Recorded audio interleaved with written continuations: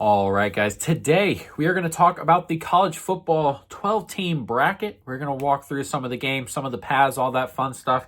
We're also going to discuss Notre Dame's fallout and the fallout of a couple other teams in there, BYU, Texas, Vandy, a couple of those. But yeah, we're going to talk through it. A variety of different things happened over the weekend, and we have all the info now, and now we can have a go. So, yeah, let's start with what happened over championship weekend. Georgia beat the life out of Alabama. Alabama had come in struggling offensively. Ty Simpson hasn't been playing particularly well for about a month. The team in general, they can't run the football in general, but Ty Simpson was kind of holding some of that up. He hasn't been able to really hold it up over the last month or so. That's why games have been a little bit tighter. That's kind of why they've been sneaking through a variety of different things there, a variety of different games, and they played a really good team in Georgia, and Georgia did not let that go. So we'll see what Alabama looks like in the playoff. They did get in, which we'll discuss in a minute.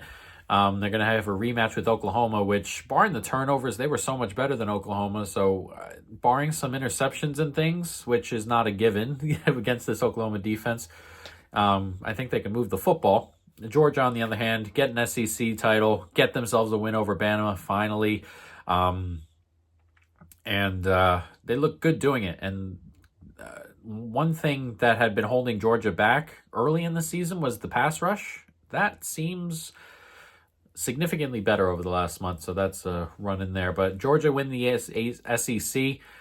Tech win the Big 12. They beat the life out of BYU again. BYU just don't have the guys to handle the trenches that Texas Tech has.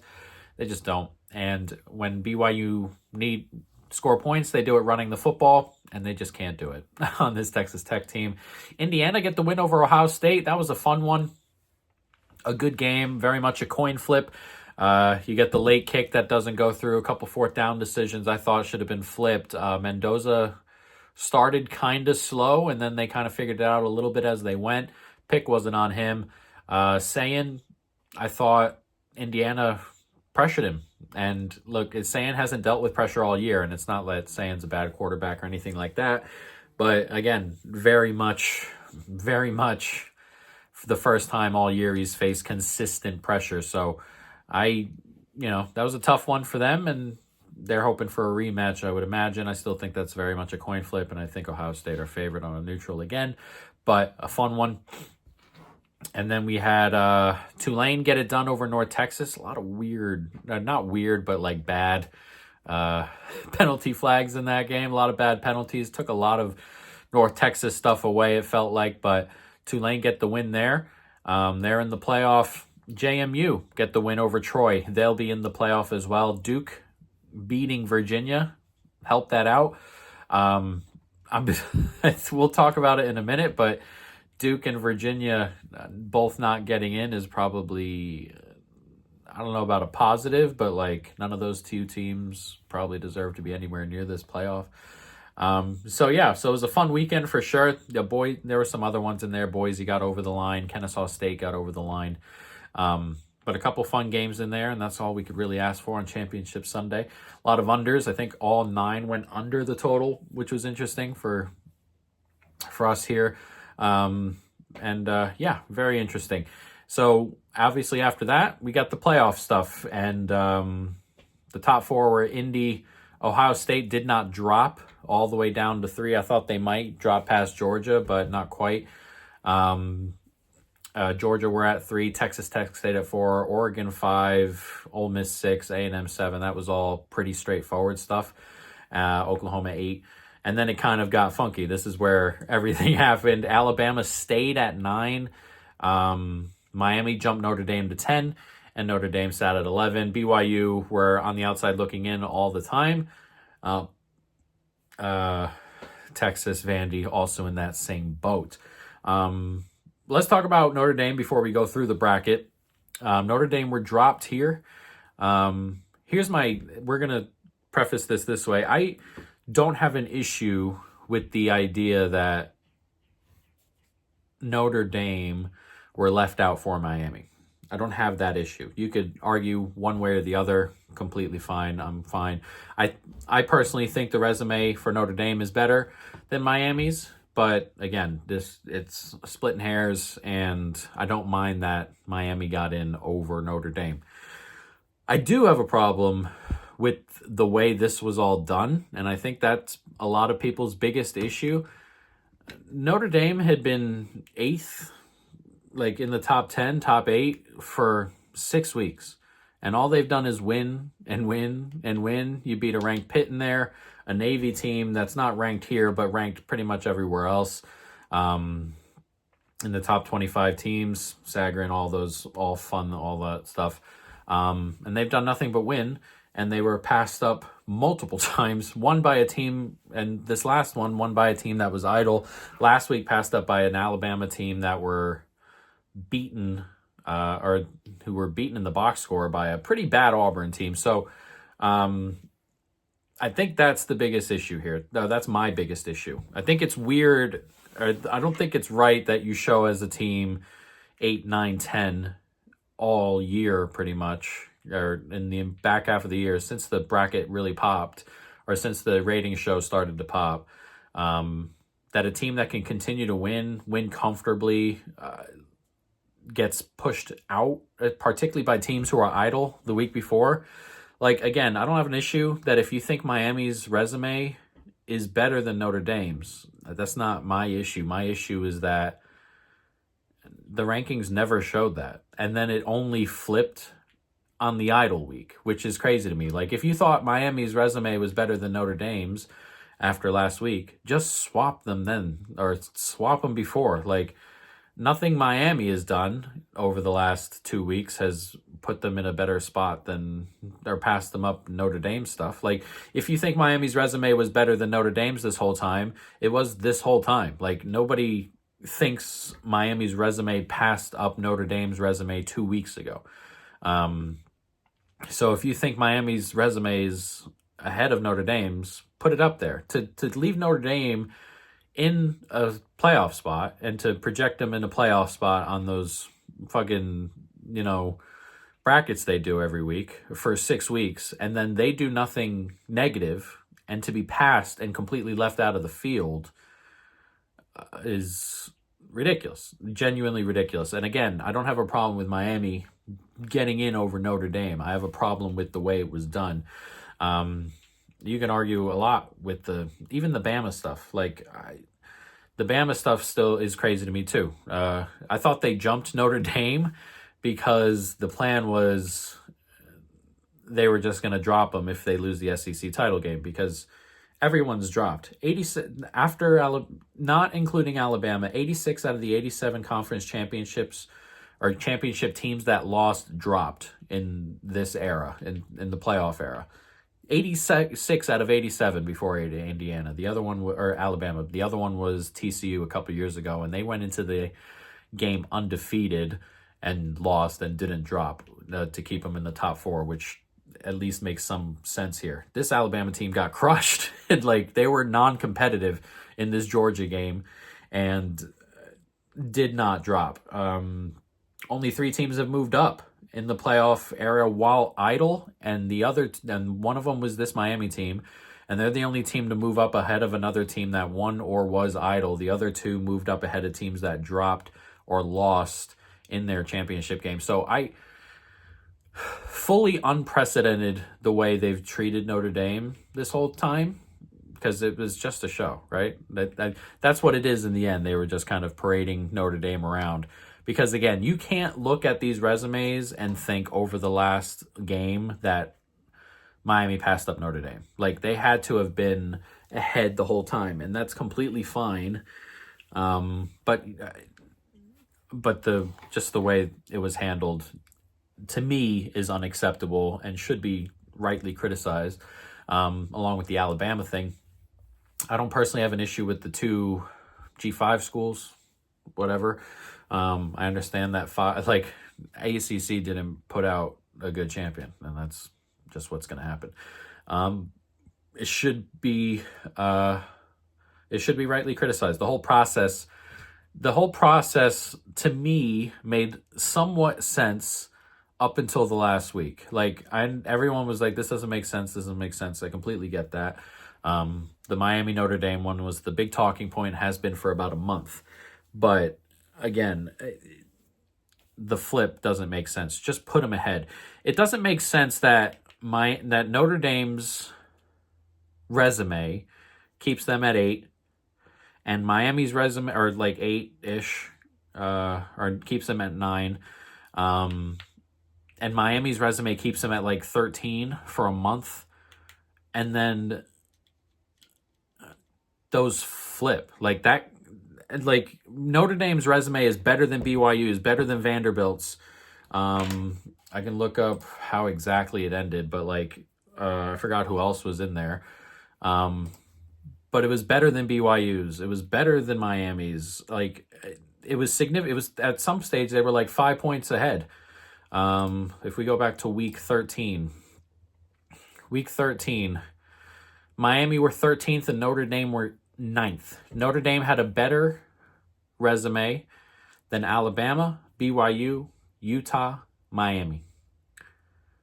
And somewhere along the line, despite the fact that Notre Dame continued to win, despite the fact that Notre Dame won their 2 games, 70-7 and 49-20, despite the fact that after that week they'd just beaten Pitt, who were ranked at the time. Despite all those things, they were better than the 4 resumes behind them, and Notre Dame only did what they could do, which was win and win comfortably. And somewhere along the line, they were passed up resume-wise by Miami. And I keep hearing this thing about, like, they're finally close enough to compare directly. How are they not directly compared from the get-go? If you were directly comparing them from the get-go, Miami can't have passed up anybody along the way. They can't, like, that's just bad. Like, they beat Pitt at the end, which Notre Dame also beat. That's not like a title thing. And even if, like, I keep hearing about the margin of victory stuff, and like Miami scored a touchdown with like 40 seconds left, like they were throwing the football, like that's not like a margin of victory thing. Like if Notre Dame wanted to fucking run score, they could have run score. But like nowhere along the line did the resumes get like to a point where it was like Miami's just passing resume. You had to have had that thought the entire time. And yeah, I don't know. We can keep on and on about it. I just don't believe that those two things coincide. I don't believe that Miami's resume got to a point where it passed Notre Dame only because they're next to each other in the rankings. That doesn't make any sense to me. It should not make any sense to anyone else either. That doesn't make any sense. It shouldn't make any sense.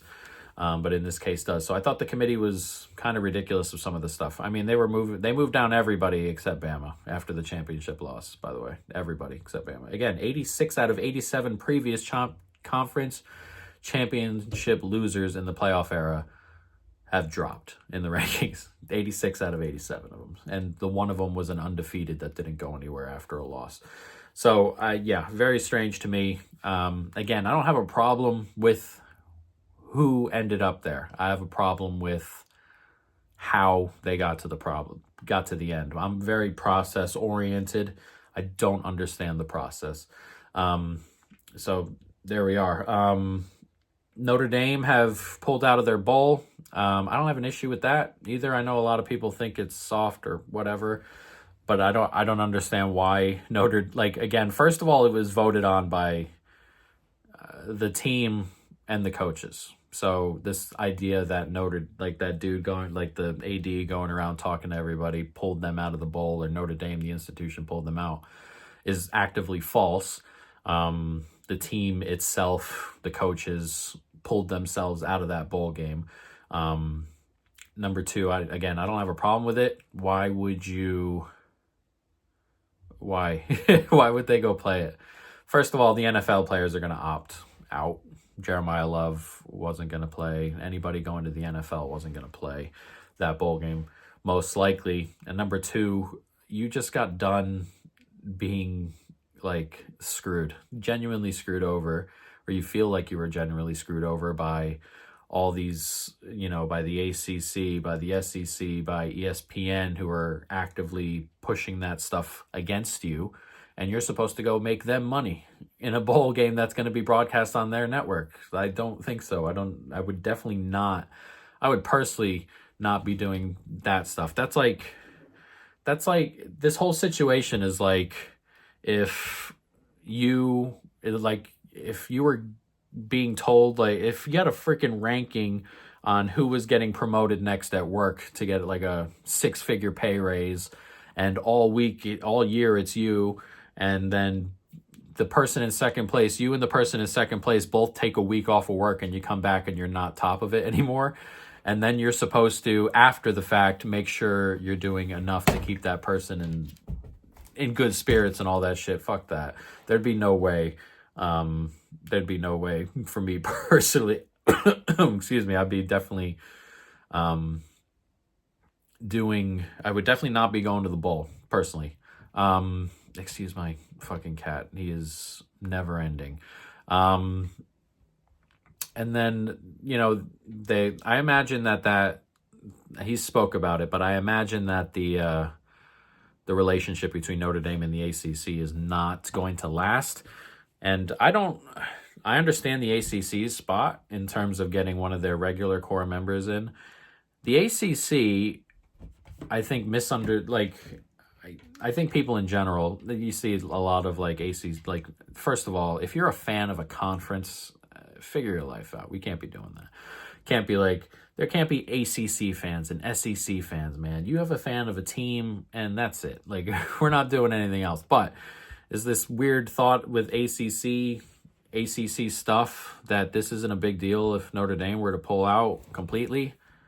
I really, really beg to differ there. There are 4 teams in the ACC who hold that conference up as a power in football. And I'm pretty confident that in 2 years now, after this, that 3 of them won't be there at minimum. Like Miami, Florida State, Clemson, and Notre Dame are the teams that hold up this conference. And I know Notre Dame are independent, but they very much hold up this conference, along with those other 3.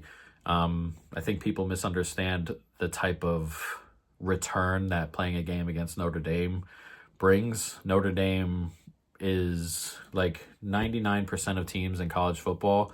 Playing Notre Dame is the most lucrative thing you can do outside of, playoff stuff, just in general. Notre Dame's pull and return monetarily is gigantic, particularly for the ACC. Second, again, Miami, Clemson, Florida State, a couple of them are looking for a way out. We've known this for a while. I fully expect them to buy out in the next 2 or 3 years. Notre Dame's contract ends in 2027. I fully expect that to not be renewed and for Notre Dame to find games elsewhere. The ACC, I feel like, are very, very close to being in like the Pac-12 kind of place football-wise. You know what I mean?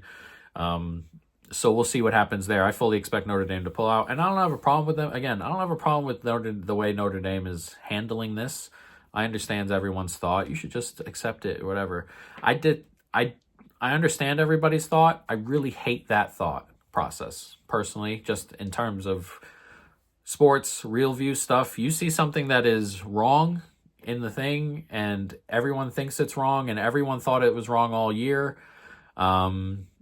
And then it just goes your way and you're quiet, and then complain when everyone else doesn't take it.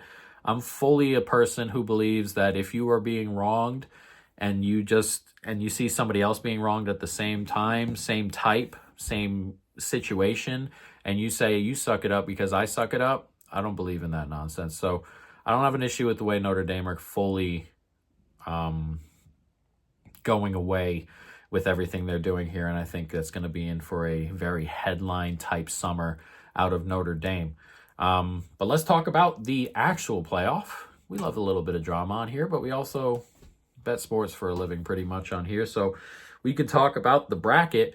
We'll talk about the first round. These games are home games for the lower seeded team. Texas A&M will host Miami. Ole Miss will host Tulane. Oklahoma will host Alabama. Oregon will host James Madison. In terms of the games themselves, I fully expect the two G5 teams to kind of get railed here. Ole Miss beat Tulane 45-10 earlier in the season. I don't expect... Ole Miss may fall off because of the Lane Kiffin thing, but I think you get a really good effort out of them in their first game, which would be this Tulane game. They have a little bit to prep. They've beaten this team before. The offensive and defensive coordinators have stayed. I fully expect Ole Miss to put up a ton of points here, and they're 16.5, 17.5 point favorites.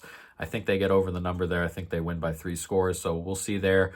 Oregon, 20.5, 21.5 point favorites, depending on where you're looking, over JMU. Another team I kind of expect to kind of roll here. JMU, I don't have a problem with them being in or anything like that. James Madison I don't think are a good football team. It's just what it is. Their best result of the year is that loss to Louisville. And Louisville got worse and worse as the season went on. They were really close. It took a lot to get over Washington State. That 31-14 final over Troy was a bit misleading. I don't think this is a good football team. And Oregon, if they're healthy, Oregon's interesting because if they're healthy, they're really good. They have a couple of injuries right now that they're dealing with and have been dealing with over the second half of the season. But healthy Oregon run the ball at will here, right? And I struggle to see a world where JMU puts up points. So I'm kind of leaning toward both of the power teams to cover the spread against both of those. Texas A&M Miami is interesting. I think that might be a game I just watch. I probably won't have a bet here. These two are really interesting. Notre Dame's first couple of games against these two were really interesting because it got a kind of a look at both of them against the common opponent.